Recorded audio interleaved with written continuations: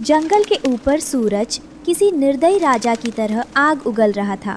हवा में ऑक्सीजन कम और लू की तपिश ज्यादा थी। बरगद के पुराने पेड़ के नीचे मिट्ठू तोता और उसकी पत्नी तोती बेहाल बैठे थे। मिट्ठू, अब सहा नहीं जाता। पंख फड़फड़ाने की भी हिम्मत नहीं बची। क्या हम प्यास से यहीं दम तोड़ देंगे? हौसला रखो प्रिया, रानो गई है कहीं पानी की तलाश में। वो हम सबको अकेला नहीं छोड़ेगी। तभी टुनटुनी चिड़िया उड़ते हुए आई और धप से जमीन पर गिर पड़ी। उसकी चोंच सूखी थी और आवाज लड़खड़ा रही थी। सब खत्म हो गया। उठने वाला झरना भी सूख गया। कालू कौवे ने जो थोड़ा सा पानी बचा था उस पर कब्जा कर लिया है और किसी को पास नहीं आने दे रहा। रानो चिड़िया जंगल के सबसे सूखे इलाके में उड़ रही थी।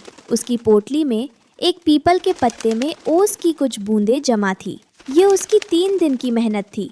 अचानक उसने देखा कि एक बूढ़ा भूरा पंखों वाला उल्लू तपती रेत पर पड़ा था।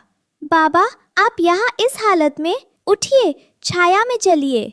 बेटी, प्यास, कंठ जल रहा है। लगता है प्राण पखेरु उड़ जाएंगे। रानो ने बिना एक पल सोचे अपनी वो कीमती पोटली निकाली। बाबा, ये लीजिए, मेरे पास बस यही चंद बूंदे हैं।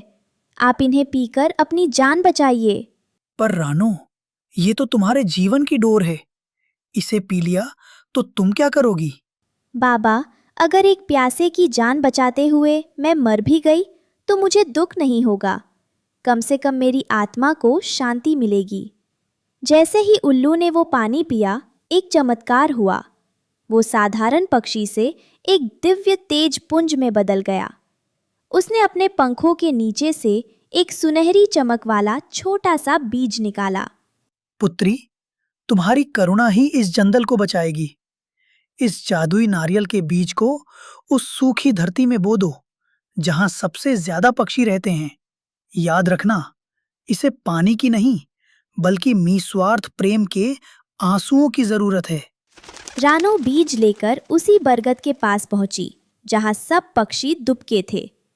उसने मिट्टी खोदी और बीज बो दिया। जंगल की बदहाली और प्यासे बच्चों को देख रानो फूट फूट कर रोने लगी।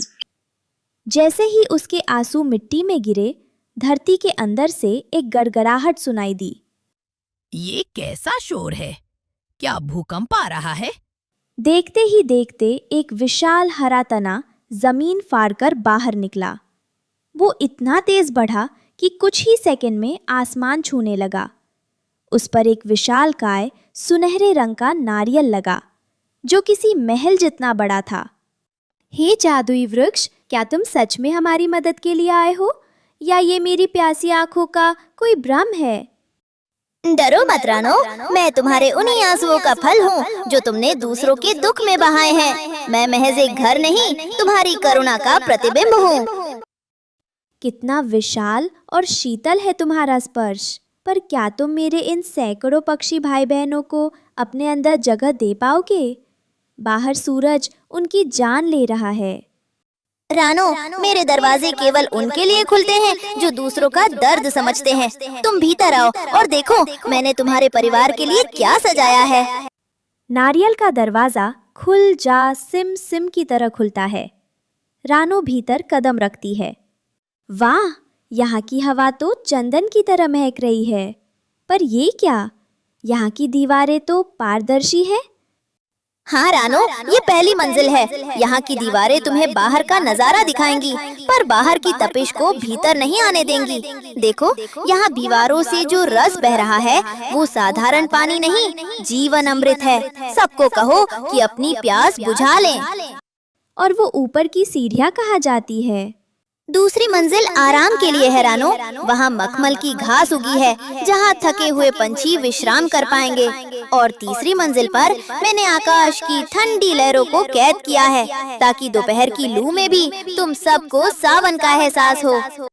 तुम महान हो। तुमने हमारे छोटे से जंगल के लिए इतना कुछ किया। महान मैं नहीं, तुम्हारी वो एक बूंद थी रानो। याद रखना, जब तक तुम्हारे मन में ममता है मेरी दीवारें अटूट रहेंगी, लेकिन जिस दिन यहाँ नफरत या लालच का पैर पड़ेगा मैं पत्थर बन जाऊंगा।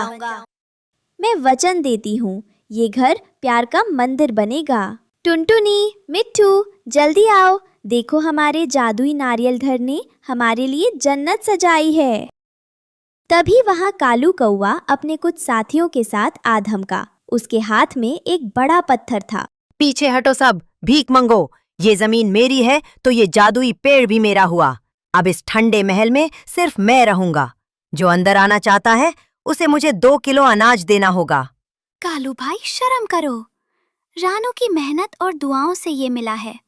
हम सब प्यासे हैं। चुप कर रानो, हट यहाँ से, वरना इस पत्थर से तेरा सिर फोड़ दूंगा। कालू कौवा जैसे ही सीने को चौड़ा करके नारियल के दरवाजे के अंदर घुसा, जादुई नारियल ने एक अजीब सी आवाज निकाली। दरवाजा बिजली की गति से बंद हुआ और कालू के पंख उसमें फंस गए। बचाओ, मेरा पंख दब गया। रानो, मुझे बचाओ, ये घर मुझे खा रहा है। नारियल की दीवारों से कांटे निकलने लगे। कालू बुरी तरह डर गया। ये स्थान केवल शीतलता देने के लिए है, जलन पैदा करने वालों के लिए यहाँ कोई जगह नहीं है। लालच का फल केवल दुख है। जादुई नारियल, कृपया कालू भाई को क्षमा कर दो। भूख और प्यास ने इनकी बुद्धि भ्रष्ट कर दी है। ये भी हमारे परिवार का हिस्सा है। रानो की प्रार्थना सुनते ही नारियल फिर से कोमल हो गया। दरवाजा खुला और कालू नीचे गिर पड़ा। वह शर्म से पानी पानी था। मुझे माफ कर दो रानो, मुझे समझ आ गया कि बांटने से खुशी बढ़ती है, छीनने से नहीं। रानो ने सबको पुकारा। मिट्ठू, तोती, टुनटुनी और जंगल के सभी भाइयों, अंदर आ जाओ। यहाँ 3 मंजिलें हैं। पहली मंजिल पर ठंडे पानी का तालाब है, दूसरी पर आराम करने के लिए मुलायम रूई जैसे बिस्तर है और तीसरी मंजिल पर हमेशा मीठे फल मिलेंगे। पूरा 1 महीना वह भीषण गर्मी रही, लेकिन नारियल के उस घर के अंदर का तापमान हमेशा 18 डिग्री सेल्सियस जैसा बना रहा।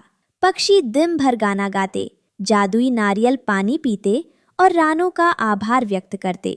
अंत में जब सावन की पहली फुहारें गिरी और जंगल की आग बुझी, तब वह जादुई नारियल अपने आप मिट्टी में मिल गया।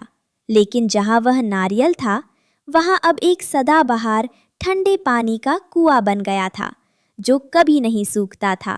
रानो, तुमने हमें सिर्फ गर्मी से नहीं बचाया, तुमने हमें साथ रहना सिखा दिया। ये तो बस उस एक बूंद पानी का फल था जो मैंने उस दिन किसी और को दिया था। इस कहानी से हमें सीख मिलती है कि जो दूसरों की प्यास बुझाने का हौसला रखते हैं, कुदरत उनके लिए खुद अमृत के द्वार खोल देती है।